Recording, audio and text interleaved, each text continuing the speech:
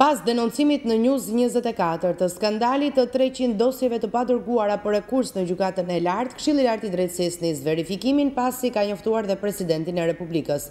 Ndërkaq edhe zëvendës ministre e Drejtësisë ka ngritur grup pune për të verifikuar raportet e inspektimit të kësaj ministrie në gjykatën e Tiranës. Pas denoncimit në News24 të skandalit të 300 dosjeve për të cilat është ushtruar rekurs, por nuk janë dorëzuar gjykatës së lartë, Këshilli i Lartë i Drejtësisë ka nisur verifikimet për rastin dhe njëherëzi ka informuar presidentin e Republikës Ilir Meta.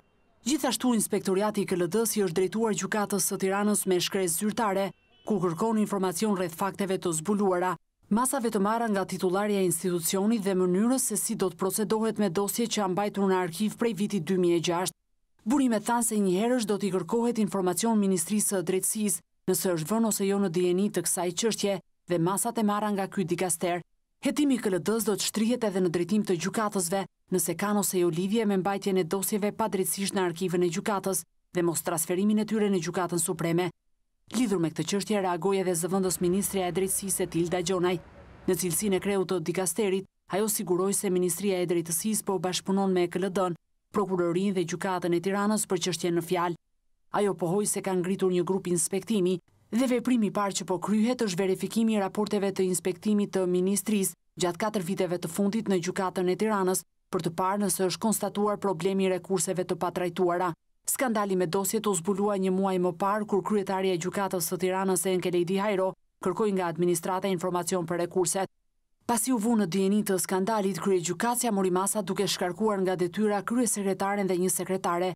Ndër të tjera në shkresën e Hajros thuhet se arkivimi i dosjeve në kundërshtim flagrant me ligjin ju ka mohuar subjekteve fizike e juridik të drejtën për akses në drejtësi, ka dëmtuar interesat shtetëror dhe ka krijuar një situatë kaotike dhe të paprecedent të administrimit të dosjeve gjyqësore. Arrestohet oficeri i krimeve që kishte ndërtuar pa leje në Tiranë. Roland Skënderi, oficer policie për krimet në komisariatin numër 2, u arrestua për ndërtim pa leje të një lokali në rrugën Muhamet Gjollesha. Edhe pse në dijeni të ndërtimit i Inspektorati i Mbrojtjes së Territorit nuk ka nxjerrë vendim për prishjen e tij, por e ka lejuar duke u mjaftuar me pezullim të punimeve dhe pa njoftuar policinë e shtetit për ndërtimin pa leje. Në këtë kusht është bërë arrestimi në flagrancë i shoqëri Gegës me profesion inxhinier gjeolog i punësuar si inspektor i lartë tek IKMT pranë Bashkisë Tiranë. Masa janë marrë edhe për drejtuese punonjës në komisariatin që mbulon zonën. Është shkarkuar nga detyra shefi i komisariatit të policisë numër 2 Tiranë. U shkarkua nga detyra dhe ka filluar hetimi disiplinor për shefin e policimit në komunitet, për specialistin e policisë kriminale, si dhe për specialistin e policisë së rendit që mbulon zonën. Një atentat me armë zjarri është kryer ndaj biznesmenit Dashmir Gjoka në vendin e quajtur Katër Rrugët e Shijakut. Ngjarja ndodhi ditën e djeshme rreth orës 14 në afërsi të komunës Xhavzotaj, ku automjeti tip Mercedes i blinduar tip i ri me të cilin udhëtonte biznesmeni është qelluar me armë zjarri. Në makinën e blinduar ndodheshin bashkëshortja dhe fëmijët e Gjokës, por fatmirësisht askush nuk është lënduar nga plumbat. News24 ka mësuar se Gjoka nuk ka pritur që uniformat blu të mbërrinin në vend ngjarje, por në kushtet e tronitjes i është drejtuar menjëherë komisariatit të policisë ku ka denoncuar atentatin. Ai ka thënë se u qellua nga një automjet që ecte në mënyrë paralele me të, teksa ishte duke udhëtuar në drejtim të Shijakut. Biznesmeni u ka treguar uniformave blu se nuk arriti të dallonte armën e zjarrit me të cilën u qellua, por po hetohet në vend ngjarje për të përcaktuar llojin e saj. Po hetohen autorët, motivet e atentatit gjithashtu. Dashmir Gjoka rezulton një person me precedent penal. Më herët me kërkesë të prokurorisë gjykata për krime të rënda vendosi konfiskimin e disa pasurive të paluajtshme të biznesmenit nga Shijaku. Vendimi u mor pas dyshimeve se i kishte krijuar ato nga aktiviteti i tij kriminal në Itali, por pjesa më e madhe e pasurive të konfiskuara i u rikthyen. I vendosët eksploziv tek dera e banesës ish policit Rok Pepa i dënuar më parë me 5 vite burg për trafik të paligjshëm ndërkombëtar të lëndëve plasëse me qëllime terroriste nga Mali i Zi në drejtim të Shqipërisë. Pista ku po heton policia është ajo e hakmarrjes. Një shpërthim eksplozivi ka tronditur banorët e lagjes Skënderbek mëngjesin e kësaj të mërkure në Shkodër. Sasia eksplozivit u vendos në banesën e ish policit Rok Pepaj, 58 vjeç. Për pasojë u dëmtua lehtë dera jashtme dhe tavani i korridorit të banesës së tij. ndërsa banorët e pallatit gjykatësh janë bërthyer nga paniku. Ish polici rezulton një person me precedent penal pasi ka kryer 5 vite burg për akuzën e trafikut të palishëm ndërkombëtar të lëndëve plasëse me rrezikshmëri të lartë e me qëllime terroriste dhe ka dalë nga burgu në vitin 2010. Në vitin 2005, Rok Pepa u arrestua së bashku me Sandër Gjinaj, Mirash Dushku dhe Altin Salovic për transport eksplozivi nga Malizi në drejtim të Shqipërisë. Në bashkëpunim me policin malazeze, u ndalua edhe korrieri eksplozivit C4, Branko Rajčević nga Podgorica. Ata u kapën me 6 bomba me telekomand të përgatitura në Beograd, ndërsa u futën në Shqipëri përmes malit të zi. Nga hetimet e asaj kohe rezultoi se bombat me telekomand do të përdoreshin për të prishur qetësinë publike në prag të zgjedhjeve në Shqipëri. Disa prej tyre synonin të godisnin institucionet shtetërore shqiptare. Pista ku po heton policia për vendosjen e eksplozivit është ajo e hakmarrjes, ndërsa i pyetur nga News24, Pepa i ka thënë se nuk ka konflikte me askënd dhe nuk ka asnjë të dyshuar për ngjarjen. 329 gram heroin janë sekuestruar nga policia e Tiranës në kuadër të operacionit të koduar Continued, ndërsa është vënë në pranga 43 vjeçari Miron Xhano. Burime zyrtare nga blut e kryeqytetit thanë se dispononin informacion se 43 vjeçari Xhano kryente aktivitetin e kundërligjshëm të shitjes së lëndëve narkotike në zona të ndryshme si tek 21 vjetori, rruga e Durrësit, tek sheshi Karl Topia, duke përdorur automjetin e tij tip Volkswagen.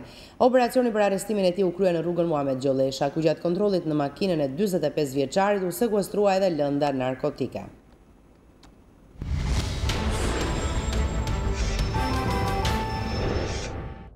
Gati 18.500 biznese në gjithë vendin deri në qershor të këtij viti rezultojnë debitor ndaj tatimeve për mospagesë të detyrimeve fiskale. Referuar këtyre të dhënave, Drejtoria e Përgjithshme e Tatimeve u bën thirrje bizneseve të paguajnë borxhin tatimor, në të kundërt do të nisë mbledhjen me forcë të borxheve duke bllokuar llogaritë bankare dhe sekuestruar pasuritë.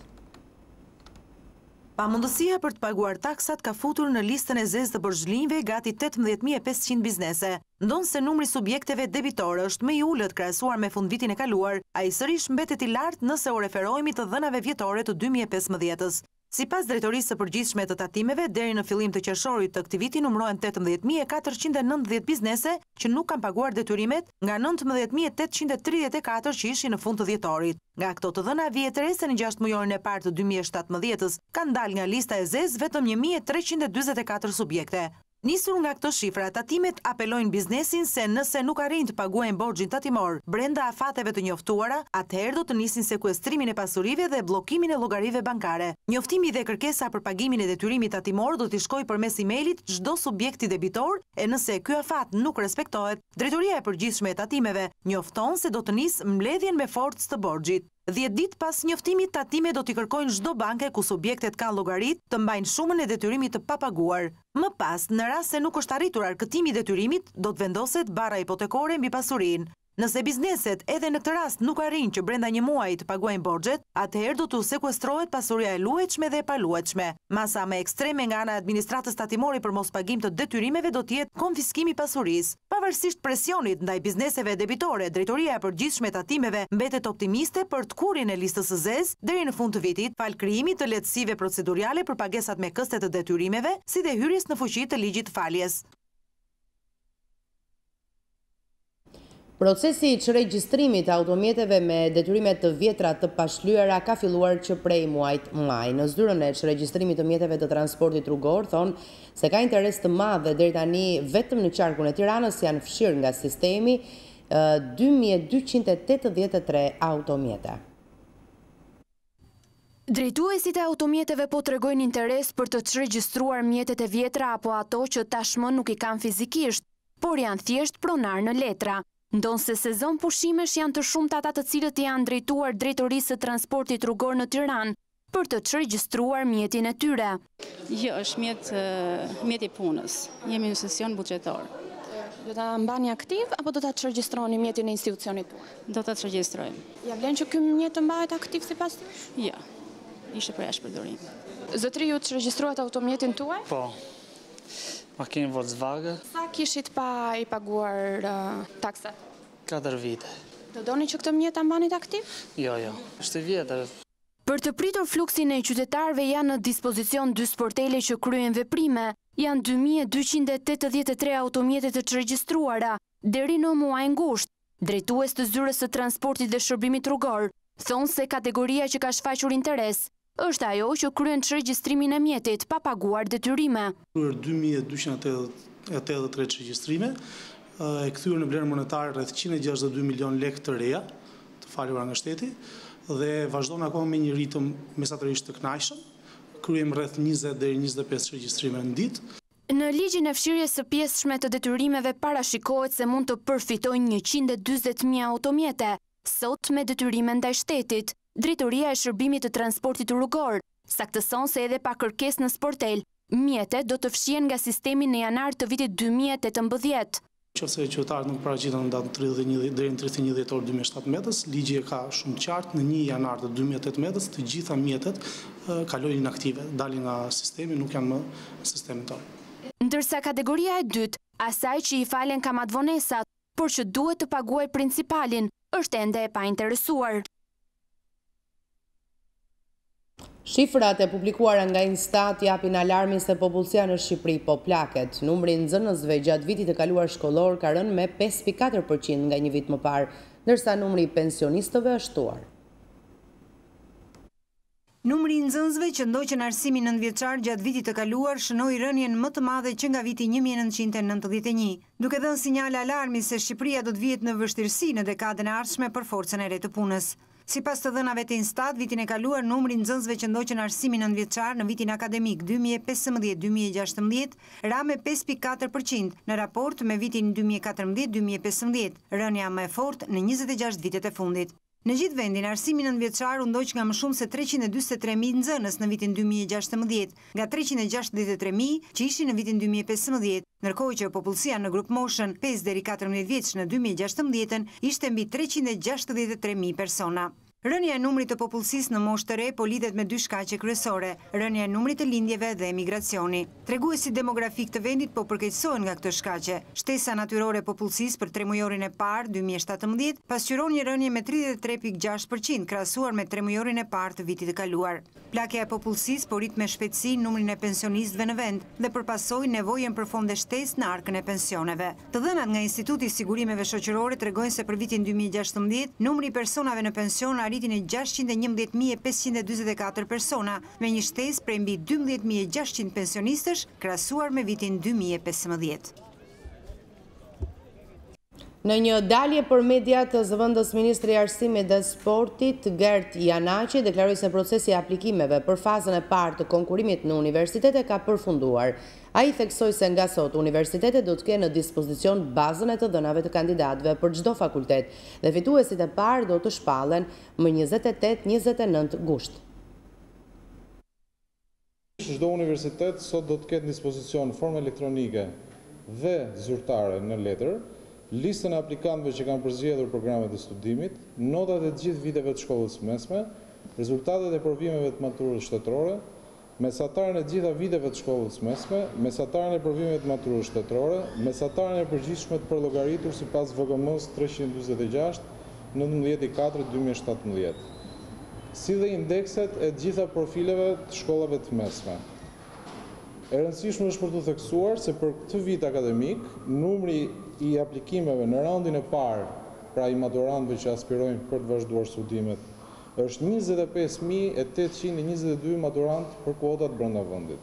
Ndërkohë kuota të lira në total janë 32.267, nga të cilat në universitetet publike 22.897, ndërsa në universitetet jo publike 9.371. Një moment i rëndësishëm për të ndarë me gjithë aplikantët është momenti i datës 28 dhe 29 gusht, kur universitetet do të përcjellin listën e fituesve në qendrën e shërbimit arsimor dhe në ditët vijim ne do të kemi një komunikim se si çdo maturant do të monitorojë online gjithë procesin se si ai do të shpallet fitues dhe mënyrën e regjistrimit nëpërmjet portalit U Albania. 157 shtetas të shqiptar që kishin kërkuar azil për motive ekonomike apo shëndetësore, kryesisht në Francë apo Gjermani, janë riat të dhesuar pas ditën e kësaj të mërkure. Frontex, në bashkëpunim me policinë e shtetit, policinë franceze dhe gjermane, ka organizuar 3 fluturime me charter për të riat dhesuar shtetasit shqiptar që kishin kërkuar azil në këto vende. Në total, janë riat dhesuar 157 shtetas, nga të cilët 131 janë kthyer nga Gjermania dhe 26 nga Franca. Policia e shtetit u bën thirrje të gjithë shtetasve të tentojnë apo përpiqen të gjejnë rrugë të ndryshme që e bëjnë të mos bien pre mashtrimeve.